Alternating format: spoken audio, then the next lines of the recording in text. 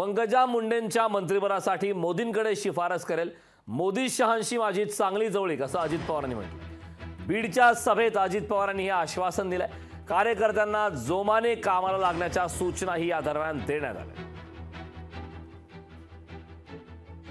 आणि आता आपली मोदी साहेबांची आणि आम्ही भाईंची फार चांगली जवळीक झाली। त्याच्यामुळे मी त्यांना सांगेन, आता पंकजाताई निवडून आल्यानंतर तो मोदी साहेबांच्या मंत्रिमंडळात पंकजाला घ्या अशी शिफारस अजित पवार करेल। त्याच्यामुळे आपलं आता तिथे चालतंय, त्याच्यामुळे आपण चालवायचं। पंकजाताई आमच्या पक्षाच्या मोठ्या नेत्या आहेत, आमच्या कोर कमिटीच्या मेंबर आहेत आणि आमची इच्छा असेल की पंकजाताई जर निवडून आल्या आणि ते येतीलच निवडून आणि मोदींचं सहकार्य येईल, आमची इच्छा असेल की त्यांनी केंद्रात मंत्री झालं पाहिजे। माझ्या गळ्याची शपथ आहे,